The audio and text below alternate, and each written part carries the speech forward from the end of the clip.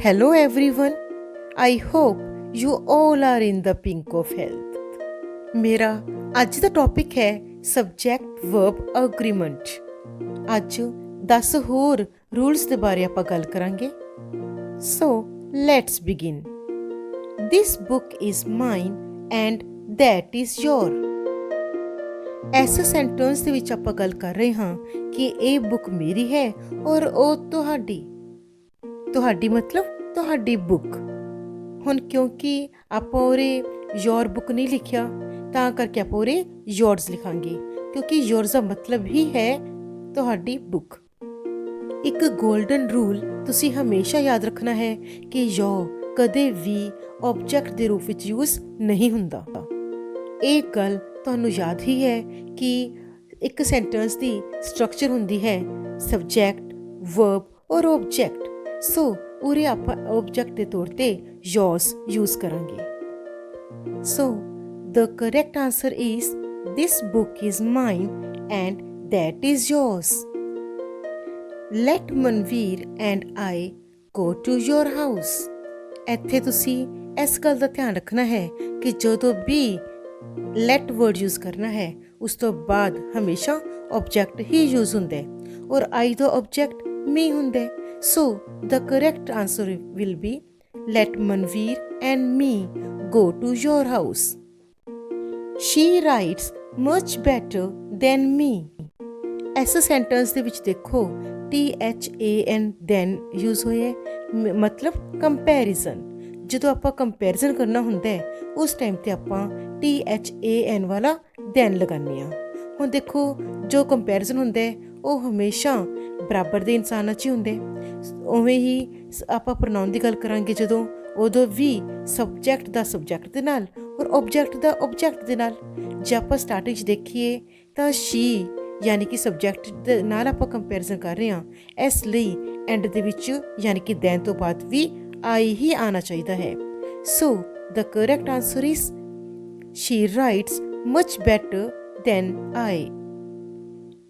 Either Raman or Suman should give me their book. ਜਦੋਂ ਕਿਸੇ sentence ਦੇ ਵਿੱਚ either or ਯੂਜ਼ ਹੁੰਦਾ ਹੈ ਤਾਂ ਉਸ ਟਾਈਮ ਤੇ ਤੁਸੀਂ ਧਿਆਨ ਰੱਖਣਾ ਹੈ ਕਿ or ਤੋਂ ਬਾਅਦ ਸਿੰਗੂਲਰ ਸਬਜੈਕਟ ਹੈ ਜਾਂ ਫਿਰ ਪਲੂਰਲ ਸਬਜੈਕਟ। ਜਿਵੇਂ ਕਿ ਇਸ ਸੈਂਟੈਂਸ ਦੇ ਵਿੱਚ ਆਪਾਂ ਦੇਖ ਰਹੇ ਹਾਂ ਸੁਮਨ ਸਿੰਗੂਲਰ ਸਬਜੈਕਟ ਯੂਜ਼ ਹੋਇਆ ਹੈ, ਇਸ ਲਈ ਇਸ ਸੈਂਟੈਂਸ ਦੇ ਵਿੱਚ ਦੇਅਰ ਦੀ ਜਗ੍ਹਾ ਤੇ ਹਰ ਯੂਜ਼ ਕਰਾਂਗੇ। So the right answer is either Raman or Suman should give me her book.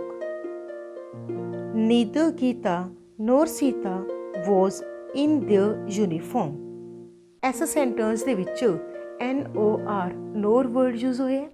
It means ਆਪਾਂ nor ਤੋਂ ਬਾਅਦ ਇਹ ਦੇਖਣਾ ਹੈ ਕਿ subject singular ਹੈ ਜਾਂ plural। ਇੱਥੇ ਦੇਖੋ ਸੀਤਾ ਇੱਕ ਲੜਕੀ ਦਾ ਨਾਮ ਯੂਜ਼ ਹੋਇਆ ਹੈ ਜੋ ਕਿ ਸਿੰਗੂਲਰ ਹੈ, ਇਸ ਲਈ ਇਹਦੇ ਨਾਲ ਜੋ ਆਪਾਂ ਪੋਜੈਸਿਵ ਪ੍ਰੋਨਾਉਨ ਯੂਜ਼ ਕਰਾਂਗੇ ਉਹ ਸਿੰਗੂਲਰ ਯੂਜ਼ ਕਰਾਂਗੇ। So the right answer will be neither Geeta nor Sita was in her uniform. Either Hazel or her sisters have turned out her cook.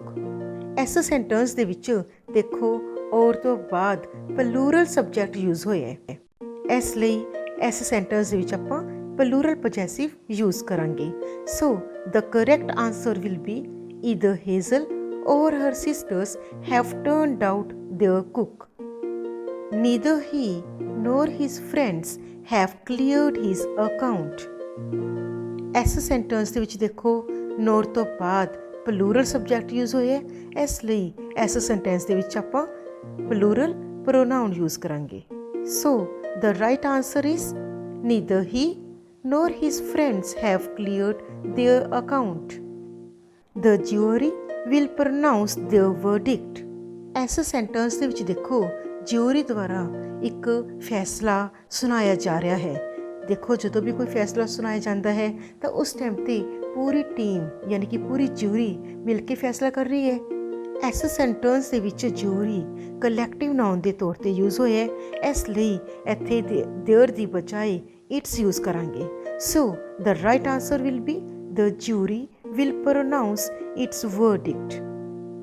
The jury were divided in its opinion। ਇਸ sentence ਦੇ ਵਿੱਚ ਦੇਖੋ, ਜੋ jury ਹੈ, ਜਜਿਸ ਹੈ, ਉਹਨਾਂ ਦਾ ਫੈਸਲਾ ਆਪਸ ਦੇ ਵਿੱਚ ਮੈਚ ਨਹੀਂ ਕਰ ਰਿਹਾ, ਯਾਨੀ ਕਿ ਜੋ ਜਿਊਰੀ ਮੈਂਬਰਸ ਹੈ ਉਹਨਾਂ ਦੇ ਅਲੱਗ-ਅਲੱਗ ਵਿਚਾਰ, ਅਲੱਗ-ਅਲੱਗ ਓਪੀਨੀਅਨਸ ਹੋਣ ਕਰਕੇ ਹੋ ਸਕਦਾ ਹੈ ਵਰਡਿਕਟ ਵੀ ਡਿਫਰੈਂਟ ਹੋਏ। ਇਸ ਸੈਂਟੈਂਸ ਦੇ ਵਿੱਚ ਇਟਸ ਦੀ ਬਜਾਏ ਦੇਅਰ ਯੂਜ਼ ਹੋਏਗਾ। So the right answer is the jury were divided in their opinion. It is me who am responsible.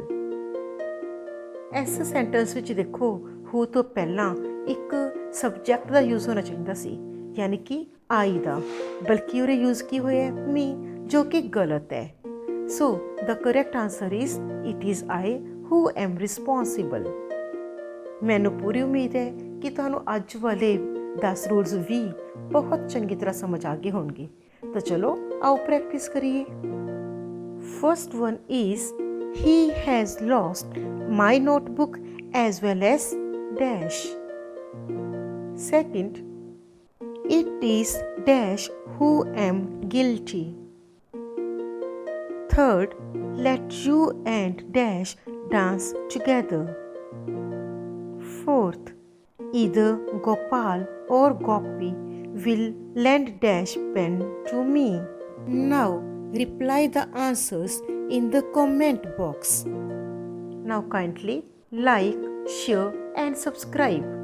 And finally, thanks for watching.